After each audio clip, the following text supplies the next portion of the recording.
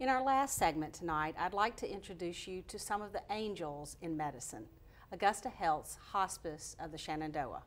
My father was diagnosed with a rare bone marrow cancer. I didn't know what to expect when the doctor said, "We'd like to recommend hospice." And I was just amazed at the service that was provided, not only for my father, but for me. Hospice care is multifaceted because people are. So we deal with physical, emotional, spiritual elements of who a person is. You would have a nurse who would primarily take care of the physical problems, but also be very careful to listen to emotional things, what's happening in your family, what's happening in your life. In hospice, we tend to focus on living. Hospice is about living the remaining days you have left as comfortably and as pain-free as possible. So that's our focus. And the team approach with all the different professionals in there, the care that we can provide, the education, the support, just walking that journey with patients and helping them every step of the way. People who come to hospice are alive, and as people who are alive, they have goals and wishes and wants and needs, and so we work as a team to meet those. Often it's done at home, but we do have the Shenandoah House when it can't be done at home, when for some reason it's too much for families or the patient, or families live out of town. The Shenandoah House is a facility here on the campus of Augusta Health that takes care of patients in a residential setting.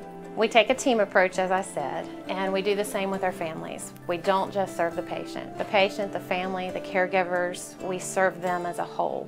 I didn't know that they would minister to me as much as they do to my father. And that has been the best thing of all. If we are able as a hospice team to listen to provide care for, to provide respite for, to provide laughter and listen to tears with, if we provide all of that for a hospice family, then at the end of the hospice experience, that family feels that they've met the goal they wanted to meet. To have hospice has been a blessing for us, huge. Generally speaking, I'm their neighbor, and I'm taking care of my neighbor. And in the Shenandoah Valley, neighbors are awfully important to each other. And when people come to Hospice of the Shenandoah or to the Shenandoah House, most often they meet people they know. And it's people that they know and that the patient knows who's providing the care. We are joined by Kristen Prenti, Augusta Health Community Services Liaison. Clearly, Kristen, for these folks, this is a mission, not a job. Absolutely, and thank you for allowing me to speak on behalf of the Augusta Health Hospice of the Shenandoah staff. They are a great group of people that pour their hearts into their position. We are a local nonprofit hospice who serves the community. And tell us, we saw just a full gamut of their great work. When should a family contact you about hospice care? It's actually never too early to learn about hospice care. During the final stages of life for the patient and the family member, it's a very stressful time and a difficult time.